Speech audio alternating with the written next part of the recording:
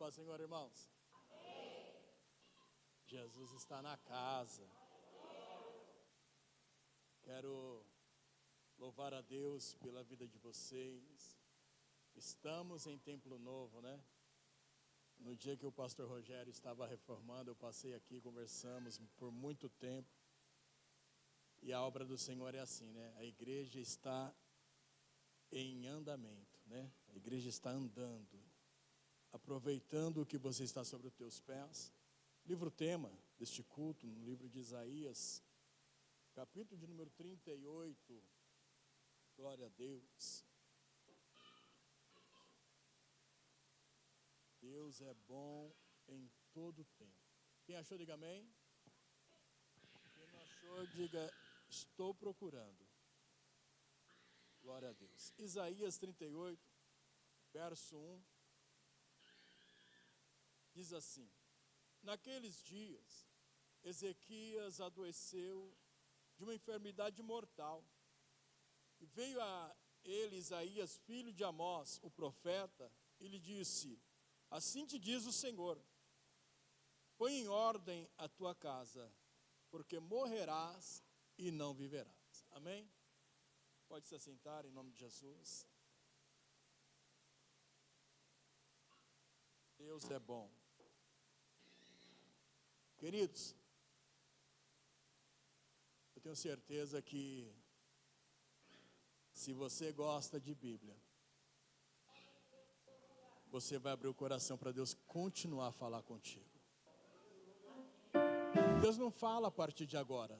Deus fala desde o começo que você reservou tempo para adorar a Ele. Ele só vai continuar a falar ao teu coração. Então, que você continue dando o seu culto a Deus, porque Ele só vai revelar às nossas vidas aquilo que o céu tem desejado a nós. A Bíblia vai nos dizer que o pai do rei Ezequias foi um rei muito ruim. Ele trancou as portas da cidade, trancou os lugares de adoração, levantou deuses para que o povo pudesse adorar, e uma entrega de totalidade a Deus já não se existia mais. A terra de Jerusalém e a de Judá, que era conhecida por adoração, já não se adorava mais a Deus, porque o rei não permitia, fazendo de si mesmo altares, pegando a serpente que Moisés levanta no deserto, simbolizando Cristo, e aquela serpente eles se prostram para adorá-la. Mas a Bíblia vai dizer que o rei morre e Ezequias ocupa o teu lugar. E a Bíblia vai dizer que Ezequias é um homem diferenciado do pai. Ele se preocupa com as coisas do reino. E a primeira coisa que ele faz é abrir as portas para que a adoração volte para dentro de casa. O que ele faz em seguida é mandar sacerdotes, baalins, embora.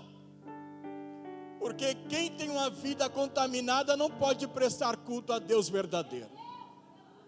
O que ele está querendo dizer é que agora a serpente que estão adorando quebra, queima no fogo. Os deuses que foram levantados destrói e desfaça. Porque se tem alguém que é digno de receber adoração, não é Deus lua, não é Deus sol, não é Deus rã, não é nada criado por mãos de homens.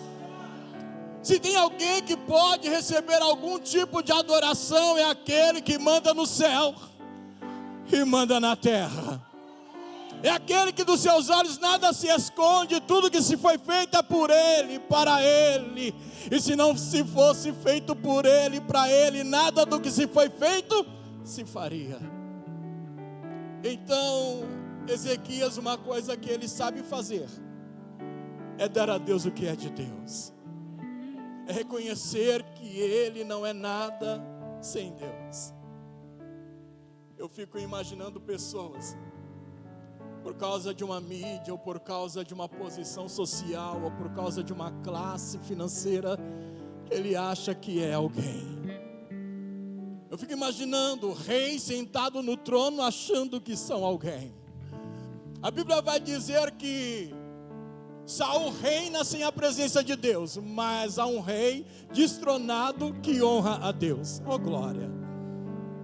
Eu entendo que não preciso do ambiente para saber quem Ele é. Eu não preciso depender da situação para dar louvores a Ele, não.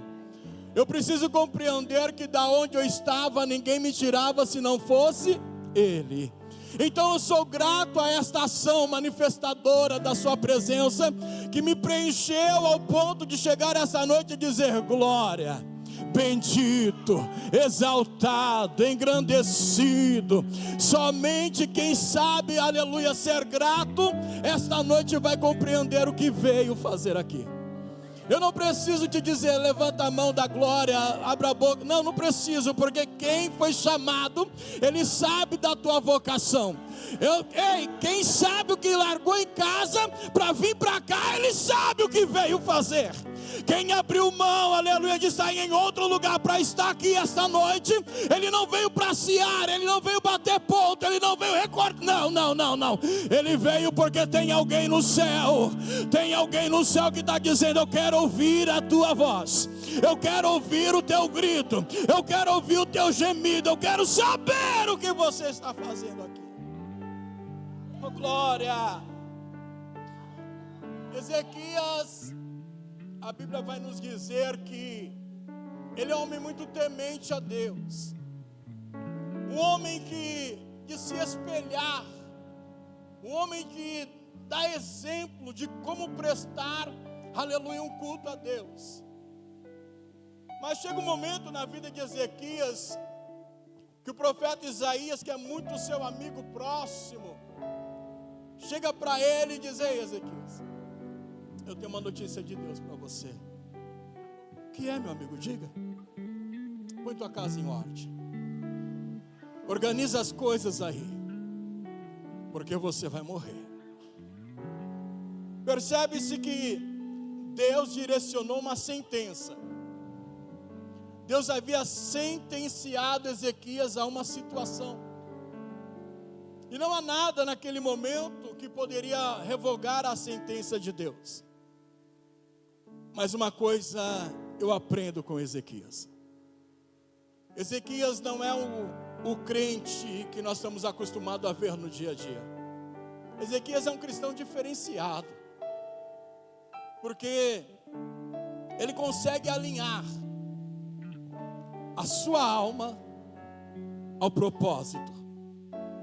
Ele alinha a sua alma e a sua boca ao mesmo propósito. Você quer dizer o que com isso, pastor?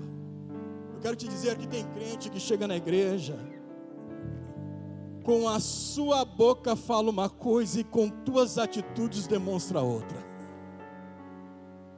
Tem pessoas que nós conhecemos que ele anda como crente, parece ser crente, fala como crente, mas o seu comportamento é diferente do que a sua boca está dizendo. Ezequias, ele nos ensina uma lição surpreendente. Ele alinha a sua mente, o seu coração e a sua boca ao mesmo propósito.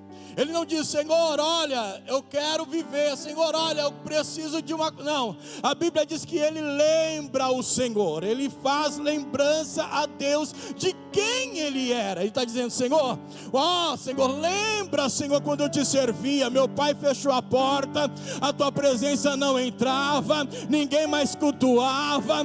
Senhor, lembra que quando o Senhor me tornou rei, a primeira coisa que eu me importei é de trazer o Senhor para dentro de casa. Lembra-se, Ezequias está tocando em um memorial de Deus.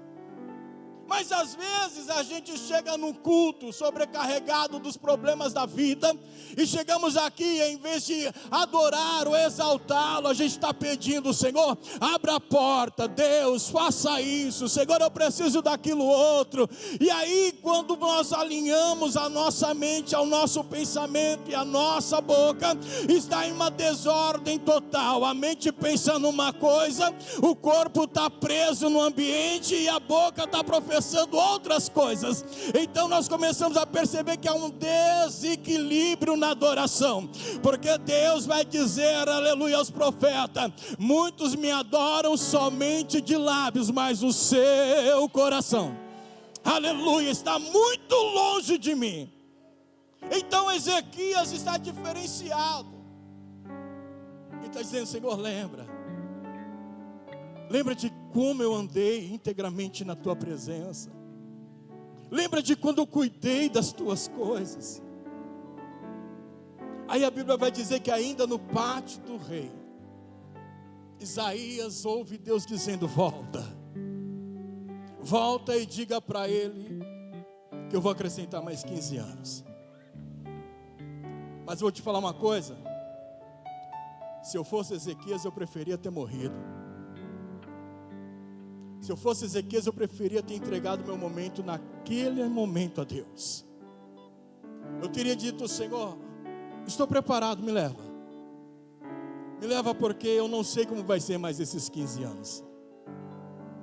E aí a Bíblia vai nos dizer que Ezequias, ele começa a ser curado, ele é curado instantaneamente de um tumor no estômago. Deus o levanta, o coloca de pé. Só que sabe o que ele vai fazer? Ezequias, ele vai ter um filho, e é o seu único herdeiro. Só que ele não cuida da casa, ele não cuida do herdeiro, ele não ensina os princípios, ele não ensina como o teu filho deve seguir os teus passos. Ele deixa Deus dará, brincar, vai se divertir. Quando chegar a tua vez, vai chegar. E a Bíblia vai dizer que alguns reis ficam sabendo do feito de Deus sobre a vida de Ezequias. Ezequias, ele pega os homens vindo de províncias de Babilônia, ele abre o seu palácio e começa a mostrar tudo aquilo que o seu reinado possuía. O que Salomão havia deixado no templo, o que Salomão havia consagrado a Deus para adoração, as riquezas que ele possuía, sem que ele percebesse, ele se transformou em um útero, onde iria gerar o maior sofrimento de uma nação. E a Bíblia começa a nos dizer que Ezequias, ele está mostrando todo o seu tesouro, o seu armamento, tudo para os babilônicos. E o texto nos diz que Isaías se levanta mais uma vez e diz: olha, o que você fez? Você mostrou o que não era para mostrar. O segredo que era do teu povo você revela. E aí sabe o que Ezequias está dizendo? Porque Isaías vai dizer: olha, Deus vai tomar o teu povo, Deus vai permitir o teu povo ser tirado da sua terra. Mas sabe o que Ezequias faz? Bendito é o nome do Senhor. Quando isso acontecer, eu não vou estar mais em vida. Ou seja, não é problema meu, não é comigo esse negócio. Só que quando Deus diz para Ezequias: coloca a casa em ordem, não é somente a vida dele pessoal, não é somente o seu particular, não é somente o seu coração, as suas terras, não. Quando Deus diz para ele: coloca a tua casa em ordem, Deus está dizendo: ensina o teu filho que você vai ter o que é primícia. Ensina o teu filho quando nascer o que é prioridade para ele. Só que Ezequias foi negligenciador nessa parte com a criação do filho. E a Bíblia vai dizer que Ezequias morre, e quando ele morre, o filho reina no seu lugar. E sabe o que o filho faz? Tudo que o seu avô fazia. tudo que o seu avô fez. Retirou a presença do meio deles, fechou as portas de adoração, colocou altares para ser adorado, colocou deuses no lugar de Deus. E se tem uma coisa que Deus não faz, Deus não divide a sua glória com ninguém. Deus não aceita meio culto, Deus não aceita meia adoração, Deus não aceita as coisas pela metade. Deixa eu te dizer uma coisa: quem aceita a sua metade é o diabo. Ele aceita você ouvir música circular e chegar aqui e adorar a Deus. Quem aceita a sua metade é o diabo. Ele aceita você fazer tudo lá fora e sentar aqui e dizer que está cultuando a Deus. Mas Deus não, Deus está dizendo: ou é você por inteiro ou não é. É você por completo ou não é. Não dá para misturar o santo com o profano. Deus está dizendo: não dá. Eu vou, já que estão escolhendo adorar deuses no meu lugar, eu vou me calar. Eu vou deixar vocês caminhar pela própria perna. Vamos ver aonde isso vai dar. A Bíblia vai dizer, oh glória, que não passa muito tempo, Babilônia se levanta. E quando Babilônia se levanta, a Bíblia diz que eles começam a queimar as portas da cidade de Jerusalém. Eles destroem a cidade, destroem os muros. Uma cidade que era temida pelos inimigos, porque Deus habitava nela. Os inimigos sabiam que não poderia encarar Jerusalém, porque o Deus deles era maior do que qualquer Deus. Só para você entender, o rei Sírico chegou para Ezequias e disse: Ezequias, nós já invadimos Judá, invadimos Samaria, não sobrou ninguém, todos os povos nós tomamos, agora nós vamos tomar Jerusalém. Ele começa a dizer: Deus, e agora? O que vai acontecer comigo? Senhor, entra nessa causa. Ele começa a buscar a Deus, para Deus dar uma solução para ele. E aí o mensageiro da Síria vai dizer: ó, todos esses países, essas terras que nós invadimos, não houve um Deus que pudesse livrar o teu povo. Eu estou dizendo que não se deixe intimidar pela voz do seu rei Ezequias, porque quando nós entrarmos na sua cidade, nem o vosso Deus poderá te livrar. Sabe o que acontece? Uma coisa é confrontar a mim, uma coisa é dizer algo direcionado a mim, uma coisa é você falar ao meu respeito, outra é você desafiar o Deus que eu sirvo, outra é você tentar entender o Deus que eu sirvo. Não, Deus está dizendo: calma, calma, porque eles não vão entrar na cidade. Tenha calma, não se desespere o coração, mas diga para ele, para o povo, não responder nada, porque eu vou agir. A Bíblia vai dizer que Deus vira para ele e diz assim: eu vou espantar o rei da Síria, e ele vai morrer dentro de casa. Sabe o que acontece? A Bíblia diz que numa virada de noite, um anjo se apresenta no arraial e mata mais de 185 mil homens. Aleluia, o povo era maior do que Jerusalém, o exército era mais poderoso que Jerusalém, o exército estava mais preparado para a guerra do que os soldados de Jerusalém. Mas o que eles não sabiam, que existe um general de guerra, aleluia. E o que eles não sabiam é que tem alguém que conhece e comanda toda a guerra. Uma certa feita alguém disse: vou tocar a trombeta, vou tocar o saltério, vou tocar a harpa. Quem não entrar, aleluia, quem não se curvar para adorar, eu vou aquecer a fornalha, eu vou acender 7 vezes mais. Eu quero ver se diante do fogo alguém não rega, eu quero ver se diante do fogo alguém não apela. Mas alguém se levantou e disse: eu não posso me curvar. Não é porque eu não quero, é porque ele é maior do que as minhas emoções, ele é maior do que o meu medo, ele é maior. Meu Deus, eu não posso me curvar, meu rei. Por quê? Porque se ele quiser me livrar das tuas mãos, ele vai livrar.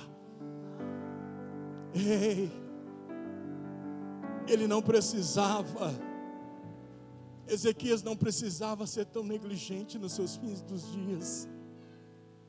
era só compreender que colocar a casa em ordem não era desrespeito a mim, mas de tudo que está sobre o meu domínio. Colocar a casa em ordem não é desrespeito a você, mas tudo que está debaixo da tua tutela. É tudo que está debaixo do teu comando, a tua casa, a tua empresa, a tua vida. Ei, coloca a casa em ordem, filho. Põe a casa em ordem, porque eu estou vendo que vai dar ruim no final. Organiza as coisas, porque eu estou vendo que as tuas decisões são precipitadas. Organiza as coisas, porque eu estou vendo que você vai optar por um momento ruim. Ezequias, coloca a casa em ordem, porque tu vai morrer, a sentença foi dada. Porque tudo que é desorganizado, o seu fim é trágico. Mas a Bíblia vai dizer que Babilônia entra, destrói toda a cidade. Ela pega os moços e leva em cativo, deixando somente o mais pobre, a classe mais ralé do povo, e levando todos em cativo babilônico. Sabe o que é incrível? É porque o filho de Ezequias estava dando deuses para o povo adorar. E Deus não fala mais nada. Mas sabe o que Deus faz? Deus permite que a terra que eles estão, tudo que se come é oferecido, tudo que se bebe é consagrado. E quando abre a janela do quarto, dá de frente para uma estátua. Quando sai pelas portas do fundo, dá de frente para uma estátua. Quando abre a porta da frente para sair para a rua, dá de frente com uma estátua. Eles têm um rei que adora adorar estátua. Então o povo olha para si e diz: e agora, onde vamos adorar? E tem alguém caçoando: vocês não são o povo da adoração? Por que não adora teu Deus agora? Por que não canta o seu Deus agora? E alguém diz: como podemos adorar a Deus se estamos em terra estranha? Deixa eu te falar uma coisa: se você não valorizar esse momento, se você não der importância para este momento, vai chegar uma hora na vida que você vai sentir falta, e quando você procurar para adorar, não vai achar.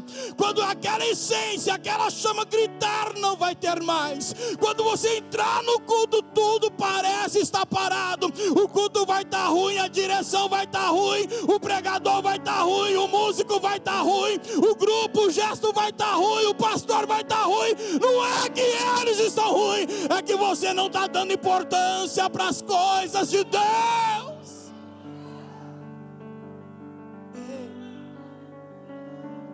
É só pôr a casa em ordem.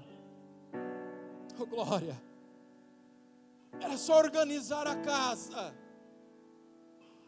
A Bíblia vai dizer que quando eles começam a olhar para si, que passa um longo período, porque 70 anos não são 70 dias, mas tem criança nascendo e tem velho morrendo. O ciclo de vida vai continuando, só que aqueles que nascem não conhecem Deus, Leonardo.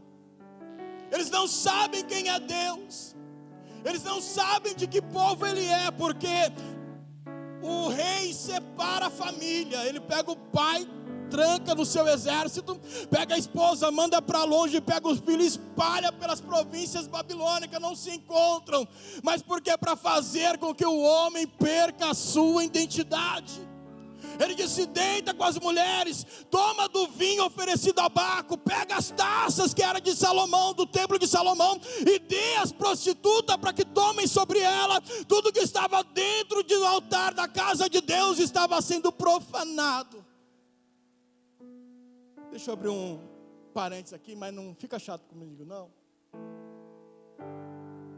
Um dia Deus consagrou a tua vida. Um dia você chegou e disse: Senhor, eu consagro a minha vida a Ti, a minha alma, a minha voz, tudo que eu tenho eu consagro a Ti, Senhor. Aí passa um ventinho. Onde foi parar aquilo que Deus te deu? Passa por uma situação, vem por vir, entra por entrar. passa por um vento.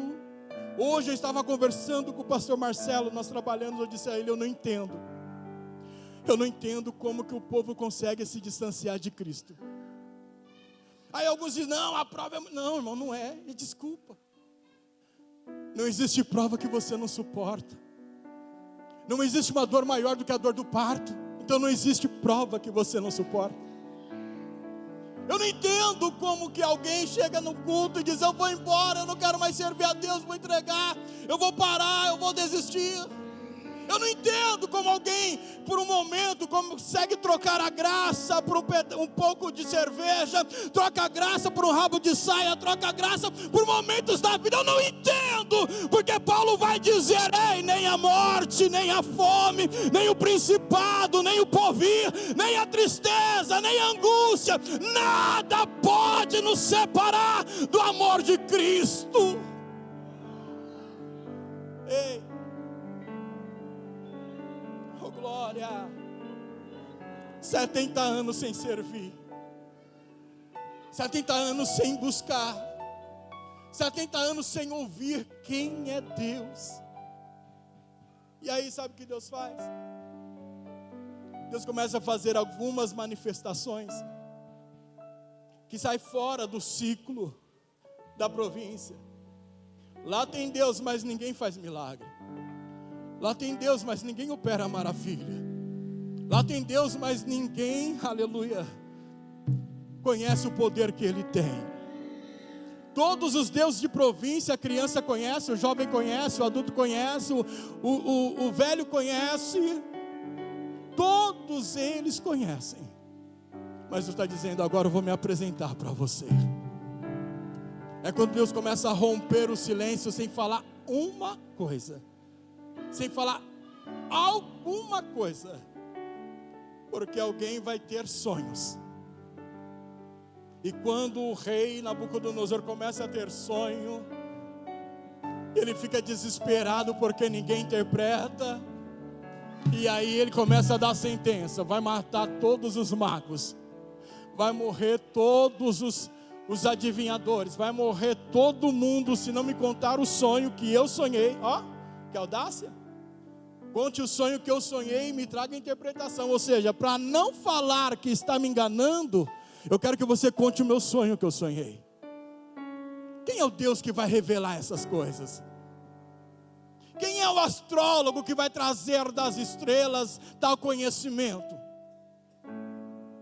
Então, quando Daniel está no seu quarto, vindo das províncias de Babilônia, de Israel, quando ele chega na presença do rei, diz, rei, me dá alguns dias, porque se fosse coisa terrena, qualquer um te revelava.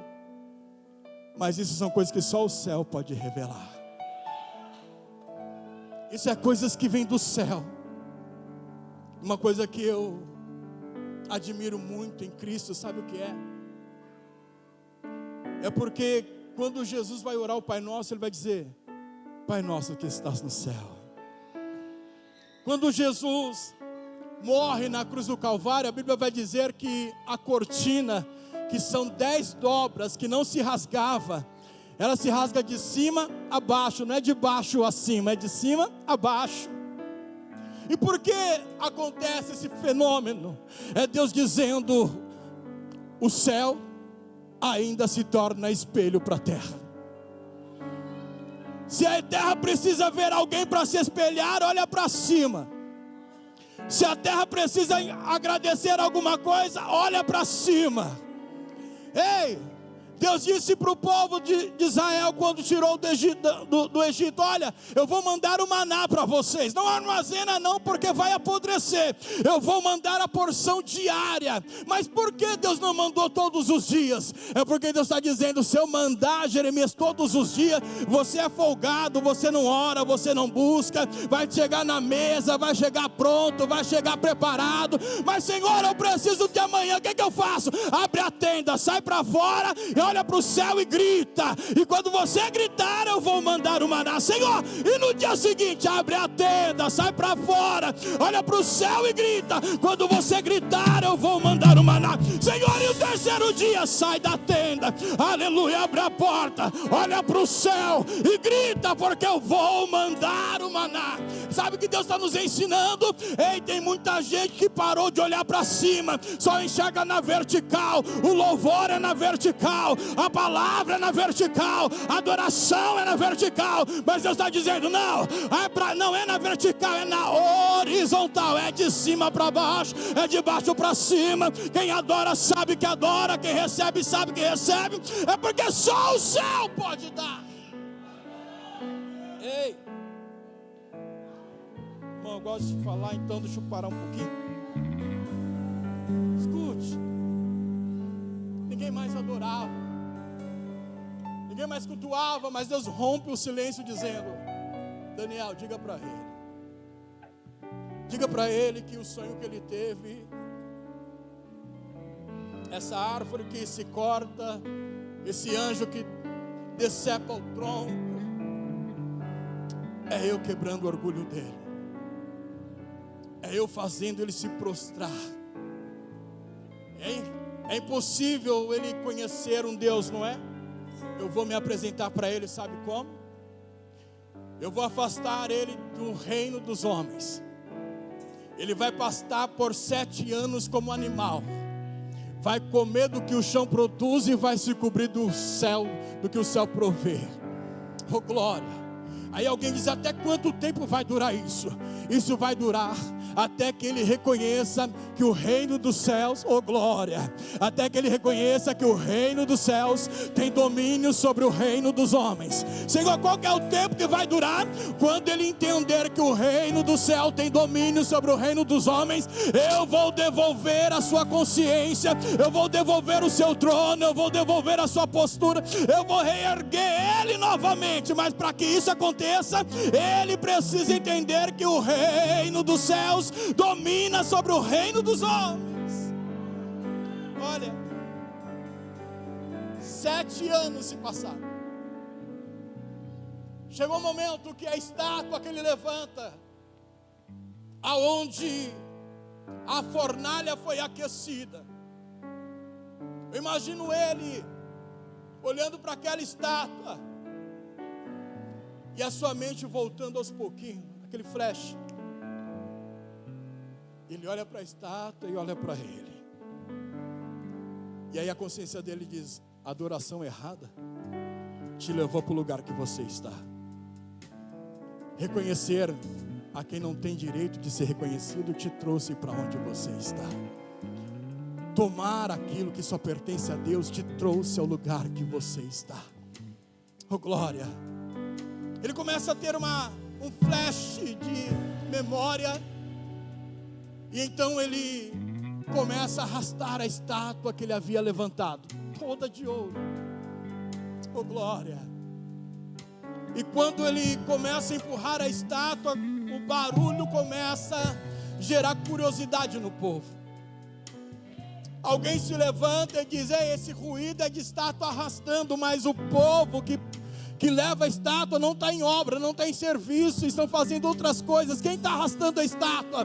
E a multidão começa a ir, os príncipes, a Bíblia vai dizer que todos vão até o local onde ele está. E quando chega lá, tem um rei, parecendo animal, empurrando a estátua que ele havia levantado. E quando lhe vem a permissão de falar, ele não pergunta onde estou, ele não pergunta o que estou fazendo, ele não pergunta o que aconteceu. Há uma palavra em hebraico que ele começa a gritar, Hadusher, Reva Revu Hadusher Reva. Aí alguém diz, o que ele está falando? Aí Daniel diz, eu sei, e é impossível dizer o que ele está dizendo. Mas o que ele está dizendo, Daniel? O rei Nabucodonosor está dizendo que o nosso Deus, aleluia, Ele é o único Senhor, merecedor de toda a honra que a terra produz, merecedor de toda a adoração que a terra pode produzir. E fora dele aleluia, não há outro que possa ser adorado. Fora dele não há outro que possa ser engrandecido. Então ele está dizendo que quem não deve receber adoração não é o dinheiro conhecido pelo Deus Mamon. Quem deve conhecer adoração não é aquele que está sentado sobre um patamar e tem domínio sobre algumas esferas da vida, não. Ele está dizendo aquele que deve receber adoração é aquele que está sobre o domínio do reino dos céus. E os céus ainda reinam sobre o domínio da terra. Eu quero te dizer uma coisa: o que acontece sobre a tua vida não é por acaso. É Deus dizendo: o céu se abriu ao teu encontro. É doloroso, aguenta um pouquinho que já já vai passar. Eita, bom, adora, porque eu também estou aí para fazer acontecer coisa nova sobre a tua vida. Ezequias, põe a casa em ordem. É só organizar a casa. Não é muito. Porque ele vai dizer, ele disse: Senhor, lembra-te, eu peço de que andei diante de ti verdadeiramente, e com o coração perfeito eu fiz o que era reto aos teus olhos, e chorou muitíssimamente. Ei, quando a gente entra na presença de Deus, com a nossa mente, a nossa boca, o nosso corpo, unidos a um único propósito, não há o que você pede que Deus não recusa, não há o que você pede que Deus não faça, não há o que você precisa que Deus não te atenda. É Deus dizendo: se não aconteceu é porque você não foi constante. Porque tem pessoas que ela entra hoje pedindo uma coisa, amanhã pede outra, depois da manhã pede outra, no culto de doutrina pede outra, na ceia pede outra, ela nem sabe o que está pedindo. Mas quando nós somos constantes, nós somos como Ana, dizendo: Senhor, eu queria um filho, Senhor, o Senhor não me deu, porque as minhas intenções ao teu filho não eram boas, mas a minha intenção mudou. Se o Senhor me der, eu te devolvo. Eu deixo crescer na tua casa, não vou passar navalha sobre o teu cabelo. Ele vai ser, aleluia, o que o Senhor quiser que ele seja. Deus está dizendo: Ana, enquanto você só queria um filho, eu precisava de um sacerdote. Enquanto você só queria um filho, eu precisava de um profeta. Enquanto você só queria um filho, eu precisava de um juiz, Ana. Então nós estamos agora alinhando os teus sonhos com o meu propósito. Nós estamos alinhando o teu desejo com os meus propósitos. Se você estiver sonhando o mesmo sonho de Deus, não há demônio na terra, não há anjo no céu que tenta parar aquilo que está direcionado sobre a tua vida, porque propósito, aleluia, está alinhado com os teus sonhos estão alinhados com o propósito, e é Deus dizendo: eu vou manifestar em você, ou sobre você, ou por você, mas alguém vai saber que é por intermédio de você que a presença de Deus, aleluia, ela se manifestou sobre a tua vida. Mas tem que pôr a casa em ordem. Louvor, pode louvar? Vem cá, grupo de louvor. Deus nos trouxe essa noite, sabe para quê? Para dizer para você que aos seus olhos tudo está bem, mas precisa organizar alguma coisa. Ao meu ver, está legal, mas eu preciso organizar alguma coisa. Porque quando eu entrar na presença dele, eu não posso entrar por entrar. Eu não posso chegar por chegar. Eu não posso vir por querer vir. Tem algo a mais. O que a gente está passando nesse momento é só uma reunião. Ela começou às 7h30 e acaba às 9h30. É uma reunião. O culto se inicia quando você diz: hoje é dia de eu encontrar com Deus. Eu vou me preparar. Eu vou pôr a melhor roupa. Não é para alguém me aplaudir. Eu vou me vestir bem, não é para alguém olhar para mim. Não. Eu vou me preparar para se encontrar com Ele. Porque eu sei que é no chuveiro, eu adoro. Na cozinha, eu adoro. Lavando louça, eu adoro. Limpando a casa, eu adoro. Fazendo uma elétrica, eu adoro. Aleluia. De qualquer forma, movimento na minha vida, eu tenho que mover a minha adoração a Ele. Porque quando eu chegar aqui, eu não espero alguém dar lugar para eu dar lugar. Eu não espero alguém adorar para eu adorar. Não, eu já comecei de manhã dizendo: eu vou adorar, eu vou adorar, eu vou adorar, eu vou adorar, eu vou adorar. Eu já cheguei aqui dizendo: olha, não está legal, o processo está difícil, mas hoje é dia que eu quero adorar. Eu vou buscar a Ele, entregar a Ele, me render a Ele, porque é somente Ele, é somente Ele, é somente Ele. Você pode se colocar sobre os teus pés? E que nesse louvor você entrega a tua alma, alinha a tua mente, a tua boca ao mesmo propósito hoje. Não deixe o teu pensamento cochear entre dois pensamentos. Você não está em qualquer lugar, nós não estamos em qualquer ambiente.